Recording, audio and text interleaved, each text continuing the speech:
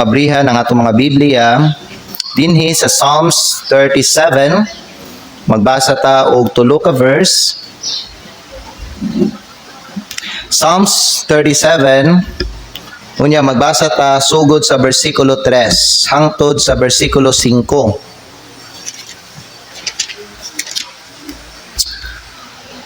The Bible says in verse number 3, "Trust in the Lord and do good. Salig sa Ginoo og pagbuhat og maayo." Amen. Salig sa Ginoo og pagbuhat og maayo. Ayaw katintal ayaw katintal sa pagbuhat og dautan. The Bible says, "So shall thou dwell in the land, and verily thou shalt be fed. Delight thyself also in the Lord, and He shall give thee the desires of thine heart. Commit thy way unto the Lord, trust also in Him, and He shall bring it to pass." May the Lord bless upon the reading of His word. Let us pray. Father in heaven, we come to you in the name of your Son to thank you for this opportunity to learn, to hear and to learn from your word. Salamat Ginoo nga imuha ming gibalik dinhi sa balay tigumanan aron makasimba na pud sa imo sa espiritu ug sa kamatuoran. Lord, nagaampo kami karon nga ubani kami sa amo ang pagsimba, especially sa amo ang pagpaminaw sa imong pulong. Hayagi ang among mga hunahuna, istoryaha ang among mga kasing-kasing, dasiga ang mga katawhan nimo, samtang sila Ginoo makadungog sa imong pulong. Gamita ko nga alagad nimo nga magdala sa imong pulong ug magwali sa ilaha. Puna ako sa balaan nga espiritu, tagay ko kadasig ug tagay ko kaisog nga iwali ang kamatuoran. Lord God, amo ang tinguha karon nga ikaw ang mahimaya ug ang mapataas. Panalangini Lord God ang nabilin nga oras sa among panimbahon karon ug kining tanan among ginaampo ginapasalamatan sa pangalan ni Kristo nga among Ginoo ug among manluluwas. Amen. Salamat ug pwede kamo maglingkod.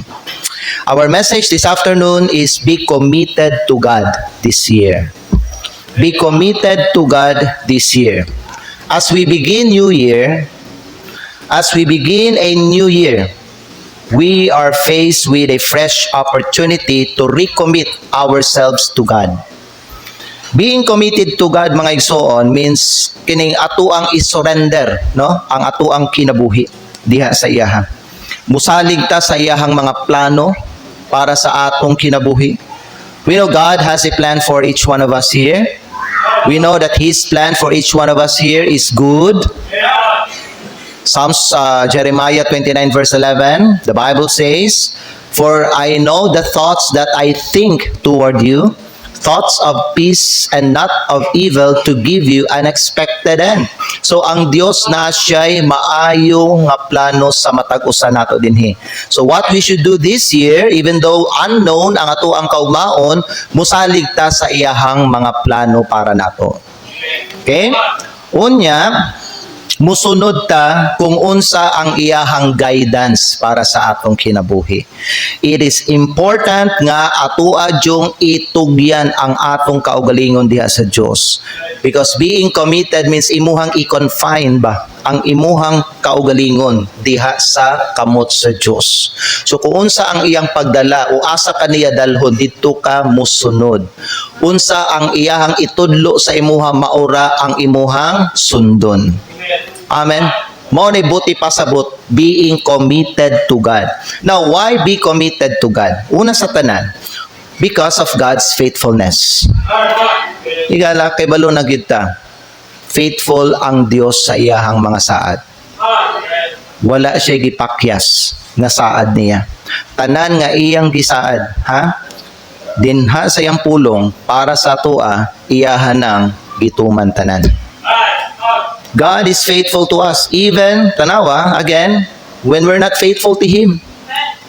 He keeps His promises and He remains committed to us.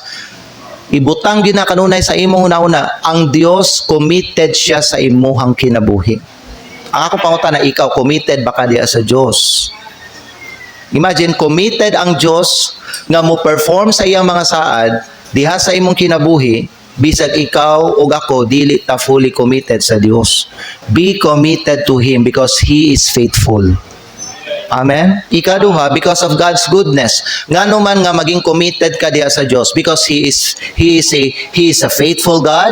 Ikaduha, because of God's goodness. Kay maayo ang Dios. Amen?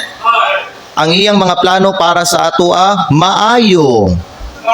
Dili dautan, dili makadaot, dili makaguba. Ang iyang mga plano sa atong kinabuhi, maayo. Be committed to Him. When we commit to Him, we can trust that He's working everything out for our good. Bisan mga igsoon na ay mga si tawagan ni matubang nato nga mga dili maayo siguro no nga mga panghitabo, pero sa mata sa Dios everything that happens to us are good in His eyes because part na sa iyahang plano. Okay, ang dagan sa tong kinabuhi dili kanunay smooth, dili ba? Is a series of unsa mga igsoon, smooth, rough and smooth, ups and downs. Pero unsa ang atoang mga atubangon nga mga sitwasyon karong tuiga, sa mata sa Dios maayo gyapon na. Ang outcome ana maayo gyapon. Kung naay mga atubangon nato karon nga mga dili maayo mga igsoon, okay? Mo stick lang ta diha sa plano sa Dios. Ayaw og gawas sa iyang plano. Okay? Aron dili maguba ang imong kinabuhi. So, why be committed to God? Because He is faithful. Why be committed to God? Because of God's goodness. Why be committed to God? Because of God's power. Do you believe that God is powerful? Yes. God is so powerful. He is all-powerful. And when we commit to Him, we tap into His power and His strength. Amen? Mo na igsuon nga commit gyud, commit everything to God. Commit. Itugyan. Magamay o madako, gaan o bugat, whatever kung unsa na, itugyan ang tanan sa Ginoo. Karong tuiga. You know what? Kung makakaton ka na karon nga tuig, okay lang ang dagan sa imong kinabuhi. You will be fine. There's nothing harm nga mahitabo sa imuha. Amen. Mapahamak lang ang Kristohanon pag mugawas siya sa plano sa Ginoo. Pag mugawas siya sa iyang kabubuton. Pero kung naalang ka diha magpabilin sa iyang plano, sa iyang kabubuton, okay lang ang imong kinabuhi igsoon. Amen? Learn to trust Him. Ikaupat mga igsoon, why be committed to God? Una, because of God's faithfulness. Ikadua, because of God's goodness. Ikatulo, because of God's power. Ikaapat, because of God's love. Understanding mga igsoon that God has a good plan for us. Usa na katimailhan nga love kita sa Ginoo, gigugmata niya. Sukat pagod sa sinugdan hangtod sa katapusan sa atong kinabuhi. Unsa ning mga maayo nga plano niya para sa ato, iyahag yun nang i-perform hangtod sa pagbalik sa atong Ginoo, hangtod sa katapusang adlaw sa imong kinabuhi. Amen. Let me show you a verse from the Bible in Philippians chapter 1 verse number 6. Tanawan ninyo mga higala unsa ang gingon din sa pulong sa Dios. Philippians chapter 1 in verse number 6. Nagyon din ang Bible sa verse number 6. Being confident of this very thing, that He which hath begun a good work in you will perform it until the day of Jesus Christ. Amen? Kita masaligon mahitungod ani nga butang. Unsa na nga butang? Nga siya kuno nga nagsugod og usa ka maayong buhat dinhi sa atong kinabuhi, muhimo ana hangtod sa adlaw ni Hesukristo. Kanang adlaw ni Hesukristo, sa asa man na siya nagrefer? Sa pagbalik niya. Imagine, hangtod sa pagbalik sa Ginoo, di na, ambot lang, no? Kung kano sa mubalik ang Ginoo, ang Ginoo, pwede siya mubalik sa bisag unsang adlaw, di ba? Ambot lang, kung makaabot ba ta na, o di na ta makaabot na, pero ingon na ng mga igsoon, tanawa, kanindot, ang gisaad sa Ginoo, para natong tanan dinhi. Nga unsa ning maayo nga gibuhat niya sa atong kinabuhi, buhaton niya ning hangtod sa adlaw nga mubalik ang iyang anak. So puros gyud ay maayo ang buhaton sa Ginoo sa atong kinabuhi. Walay dili maayo. Amen. Sunda lang gyud siya. Sunda lang ang iyahang plano, sunda lang ang iyahang guidance, sunda lang ang iyang direksyon. Sunda lang gyud ang iyahang mga kasuguan. Dili ka maun sa igsoon. Okay lang gyud ka. Amen? Oo. Madaot lang man eh. Madaot lang man ang dagan sa atong kinabuhi pag kita mo sugod ta og rebelde sa Ginoo. Ayaw gyud ninyo na buhat ta karong tuiga. Kay di gyud biya na tinguha sa Ginoo igsoon nga kanang madaot ang imong kinabuhi ba? Sayang kayo ang imuhang kinabuhi kung maguba lang. Yan, napay plano ang Ginoo sa imuha, giguba na nimo, gidaot na nimo. Kaya nga naman, yung rebelde ka sa iyang plano. Ayaw gyud og rebelde sa iyang plano. Unsa iyang kabubuton para sa imo. Sundag gyud ang pulong niya. Amen? Amen? Amen? Sundag gyud igsoon. Remember this, oh? Gihigugma ka sa Dios. Pag ang tao na ay gugma sa imo igsoon, di gyud na siya mubuhat og kanang makadaot sa imo. Amen. Unsa na ang iyang buhaton para sa imo, ihatag para sa imo, puros gyud na makaayo sa imuha. Ingon na ang kanang buhaton sa Ginoo para sa atong kinabuhi. So ngano man nga maging committed ka sa Dios, kay faithful kayo siya. Masaligan nimo ang Ginoo. Ikaduha, tungod kay maayo siya. Amen? Ikatulo, tungod gamhanan kayo siya. Why makakuan Why makalabaw sa gahom sa Dios? All powerful ang Dios igsoon. Pribilehiyo kayo ka, bulahan kay anak ka sa Dios. Usa ka sa mga anak niya. Busa nga wa kay dapat nga ikahadlok karong tuiga. Kung unsay mga unknown nga mga panghitabo karon nga mga tuig, dili ka angay nga mahadlok anak. Ganuman, anak ka sa Dios. Ang imong langitong amahan gamhanan kayo. Able ka niya maprotektahan. Kung unsa ang imong mga panginahanglan karong tuiga, mahimo sa Dios ang pagtagbo sa imong mga panginahanglan. Commit, itugyan gyud ang imuhang entire being diya sa Ginoo.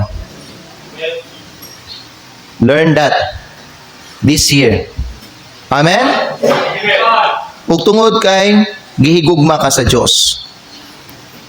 When we commit to Him, you know what? God loves us unconditionally, and when we commit to Him, we experience the depth of His love. So how to be committed to God? How to be committed to God? Pastor, gusto na ako itugyan ang ako ang kinabuhi diya sa Dios. But how? How can I commit myself to God? Una, surrender your life to God. Amen? Mao man na ang meaning gyud sa committed igsoon, surrender. I-surrender ta na siya. You know what? Kung imuhang i-surrender ang imuhang tibok nga kinabuhi diya sa Dios, wala na kay kanang kabalakan. Siya naman ang imong gipadala sa imong kinabuhi.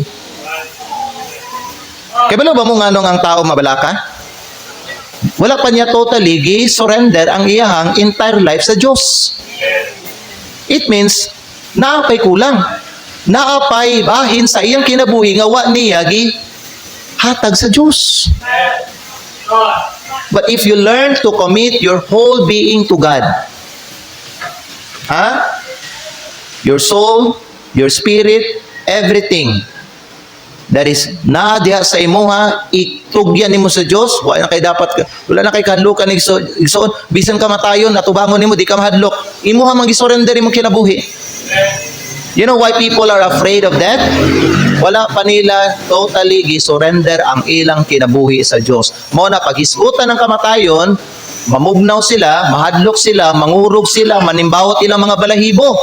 Ngano man, dili sila surrendered sa Dios. Surrender your life. Surrender your life to God. Acknowledge that He is the Lord of your life. Siya ba ang Lord sa imong kinabuhi? What does that mean? Siya ang tagiya sa imong kinabuhi. So why worry life? Why take thought of life? Kung siya ang naghatag sa imong kinabuhi, naabay mga butang kabalat-an nimo sa imong kinabuhi, kung siya ang tag-iya sa imong kinabuhi. Siya ang padalha sa imong kinabuhi, kay siya may naghatag sa imong kinabuhi. Dili ba mauna ang gingon sa atong Ginoong Jesucristo? Take no thought of your life. Sa wa pagingon ni Jesucristo, ayon niyo kabalaki sa inyong kaunon, ayon niyo kabalaki sa inyong sulubon nga bisti, ayon niyo kabalaki sa inyong inumon, ayon kabalaki bisag unsa. Ang gingon ni Jesucristo una, ayaw kabalaki ang imong kinabuhi. Naana sa Mateo chapter number 6. Imong kinabuhi itugyan sa tag-iya sa kinabuhi. Wa jud kay worry igsoon. Wa kay worry. Kanang makwanta, kanang masyorta sa atong financial, dili na ito nakabalatan. Nga naman, gi-acknowledge man nato nga ang Ginoo, si Jesucristo, ang Ginoo sa atong kinabuhi. So Lord, ikaw man Jesus, ikaw man ang Lord sa akong kinabuhi, na ako'y problema karon, na ako'y financial need, na ako'y situation karon, ikaw bahala ani. Sulbara ni. Taguan ni akong panginahanglan. Ikaw may tagiyaan ni nga kinabuhi. Kaning istorya karon, kaning nakakita, kaning galihok, kaning galakaw. Kinabuhi man ni, amen? Unsa ang iyang ginakaproblemahan karon, sulbara na nga problema. Ikaw ang tagiyaan na. Surrender ba? Surrender your life to God. Mo ni but pasabot, commit yourself to God. Sunod, trust. Trust Him. Sa atong text, balik ta sa Psalms 37. Psalms 37, verse number 3, ta nagbasa. Ang Bible nagsulti sa ato din igsoon, versikulo 3. Trust in the Lord and do good.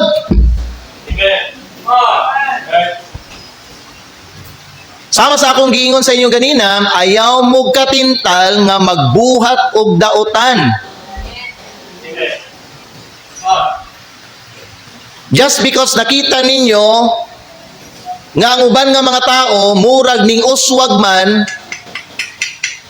ning uswag sila sa ilang kinabuhi tungod sa ilang pagbuhat og dautan, ikaw nga anak sa Dios ayaw katintal nga buhaton nimo unsa ang ilang ginabuhat. Kay giingnan nata sa pulong sa Dios diri sa bersikulo 1 ug 2. Tanawan ninyo sa bersikulo 1 ug 2. The Bible says, "Fret not thyself because of evildoers."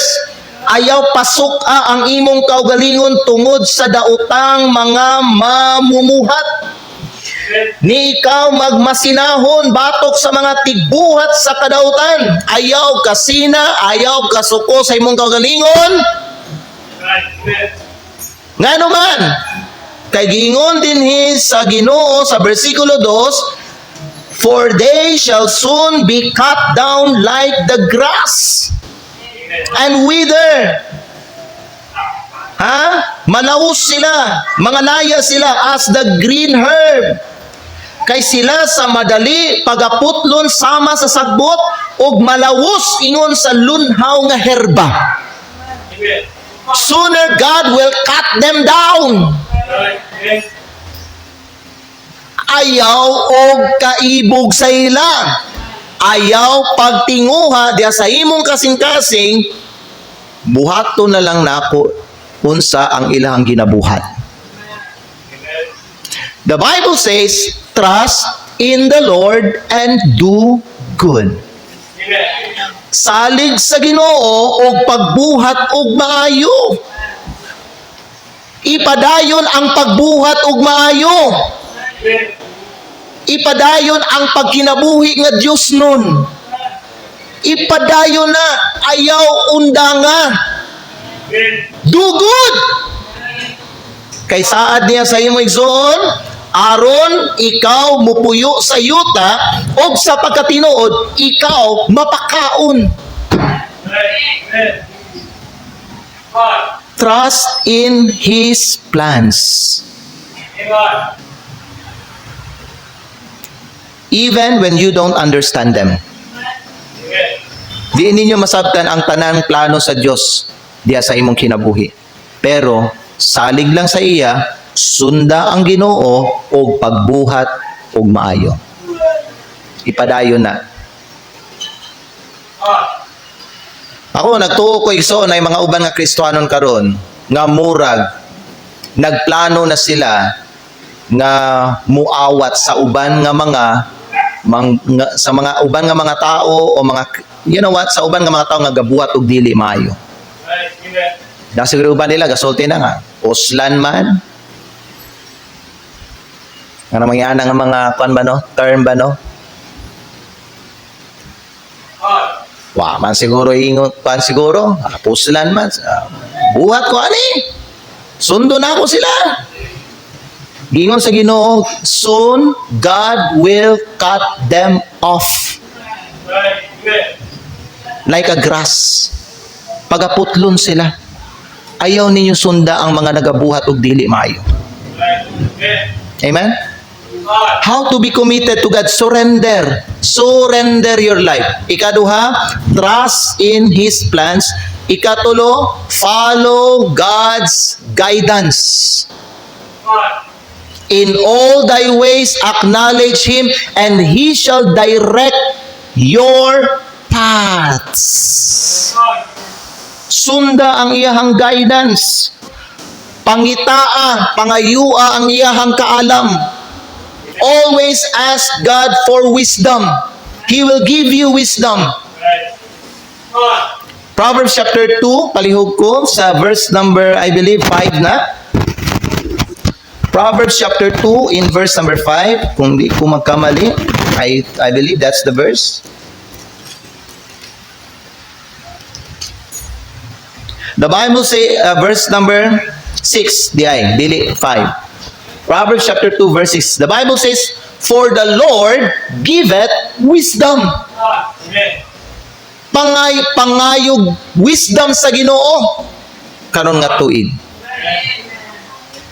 Out of His mouth cometh knowledge and understanding. Ayog salig sa imong kaalam. Salig sa kaalam sa Dios. Pag ang iyang kaalam, ibutang niya sa imong kasing-kasing, mauna ang sundo nimo. Ayaw saligi ang paminaw, ang tawhanong kaalam o ang kalibutanong kaalam. Sunda saligi ang kaalam sa Dios. Manghatag siya kaalam. James chapter 1. James chapter 1. Unya, tanawan ninyo igsoon dira sa bersikulo 5.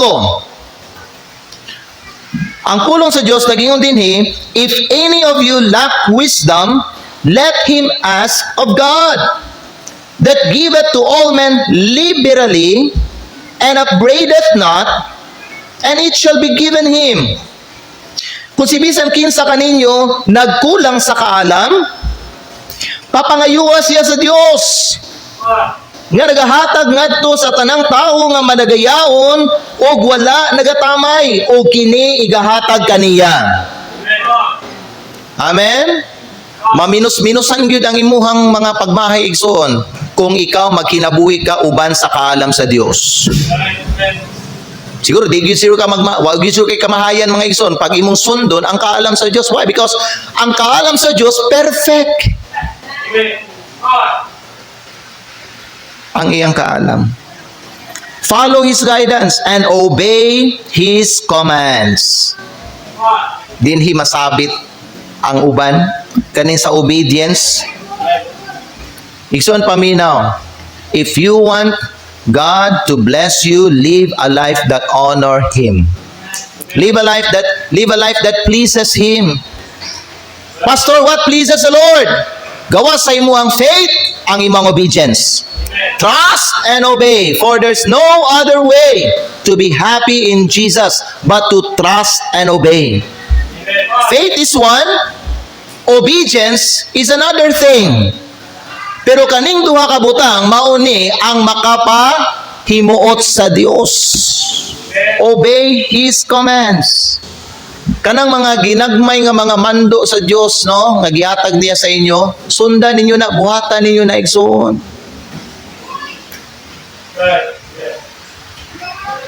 Amen. Magbunga nagpanalangin. Naa sa obedience ang blessing. If you obey, a blessing. If you disobey, a curse. Obey. Obey.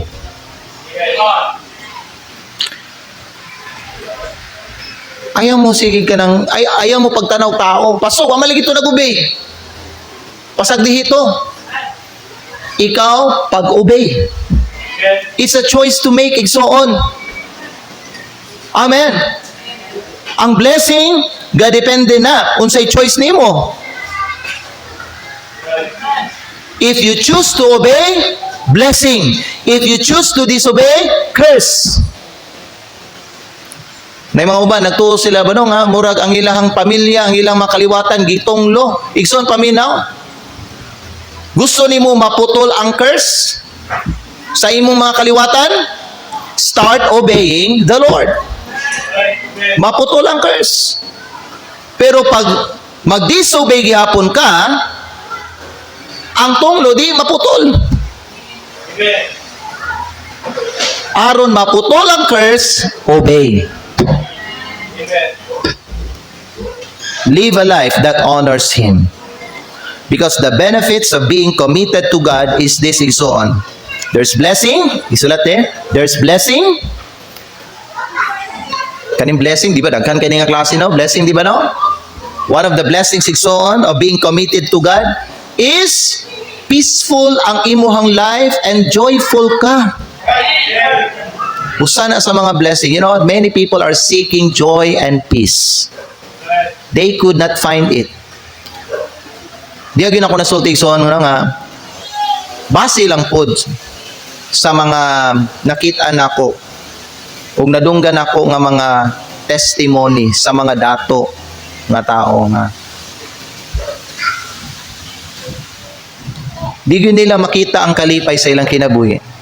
Bisag na sila kwarta, bisan mga loksoryo sila mga butang, di nila makita ang kalipay. Mo siguro na nang uban ba no, makita ni, you know, nakita na itong mga igsoon nga grabe na sila no, kadato, sikat kayo sila, yet they committed suicide. Dili sila happy. Ginapangita nila ang kalipay, ginapangita nila ang butang nga makahatag sa ilaha o kalinaw. O musulti ta nga ang Ginoo ang susi sa kalipay kalinaw, di ba? You know what? Naalaman ang Ginoo.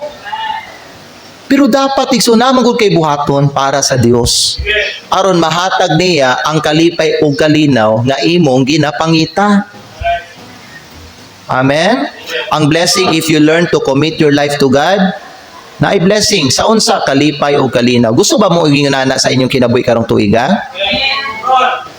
Mahatag yun na sa Ginoo may gala sa inyo. You can experience peace and joy basta i-commit nimo ang imong kinabuhi because you understand manggod nga God is in control. Nasabtan nimo ba God is in control? So, commit na ako akong kinabuhi. Ang Diyos na bahala sa akong kinabuhi. So you have the peace of mind. You have that joy that passeth all understanding. Amen? Gi-commit man gud nimo. That's the benefit of being committed to God. Nay blessing of peace and joy, nay blessing of His guidance and direction. Makadawat ka kanunay og giya sa Dios, direction gikan sa Dios. Matabangan ka no sa Dios ug navigate ba sa mga challenges nga atubangon nimo sa imong kinabuhi. Oo, diha gini mo masultikson. Ang akong kinabuhi no diri sa yuta is adventure gid siya. Oo. Musa pa mga igsoon ang mga benefit of being committed to God, strength and courage. Yes, tinuod gina igsoon. Kay balo ba mo pag makakaton ka nga mutugyan sa imong kaugalingon diha sa Dios, mas makusgan ka. Ano man imuha man gitugyan, gi-confine nimo ba? Kung sabaga gi-admit nimo ang imuhang kaugal, nagpa-admit ka diha sa Ginoo. Kaya nang masakiton di ba no i-admit nato siya sa hospital. And let the doctors and nurses ang mag-take care ato nga pasyente. Inguna na po datong ang ato ang buhaton pod. I-admit nato, i-confine nato ang atong kinabuhi diha sa kamot sa Dios. So dili na ang akong kusog ang gamito nako, kundi ang kusog na sa Dios. Amen. Mao na mga igsoon na mga panalangin nga madawat sa usa ka Kristohanon if he learned to commit himself to God. Being committed to God is the key to experiencing a life of purpose, peace, and joy. So maghimo tag commitment sa Dios karong tuiga. Amen? Paghimo mo commitment sa Dios, unsa ka ang imuhang i-commit sa Dios? Ayaw mo ka nang wala kay commitment higala? Kay kung ang Kristohano no musulti siya nga wala, dili lang ko mo commit pastor kay lisod kayo mag-commit kasi makasala pa ta. Kasi mga ina nga mga kumon kayo nga mga kuan ba? Ayaw, be committed, have a purpose. Amen. Challenge yourself. Ayaw pagtalaw igsoon. Kay kung naa kay goal sa imong kinabuhi karong tuiga, tabangan man ka sa Ginoo. Kung makita niya nga nagapaningkamot ka, tabangan man ka sa Ginoo para mahimo kang successful. Be committed. Ayaw pagtalaw, ayaw paghadlok. Ay pastor, mahadlok ko pastor, bas hindi na ako matuman. Ayaw. Kinahanglan, determinado ka, seryoso ka sa imong Christian life karong tuiga. Kaya kung wala man gud tay commitment higala, mura lang tag ka ng kuan bag. Mura lang tag ka ng kung asa ko dalhon sa hangin, dito ko. You go with the flow. You go you go with the waves.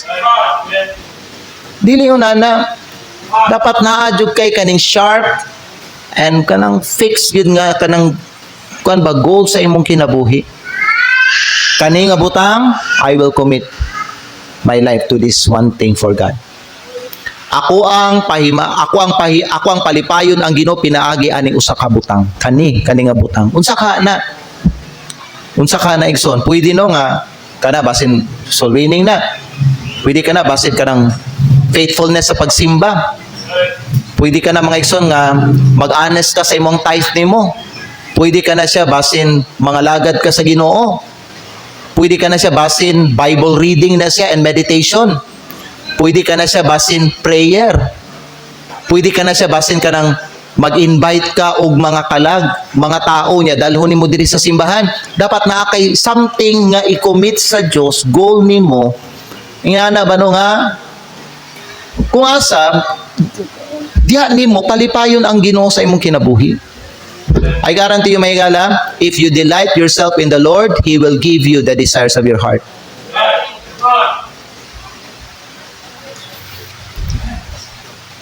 Pagbuhat og mga butang nga makapahimuot sa Dios and enjoy doing that, makita nimo He will give you the desires of your heart.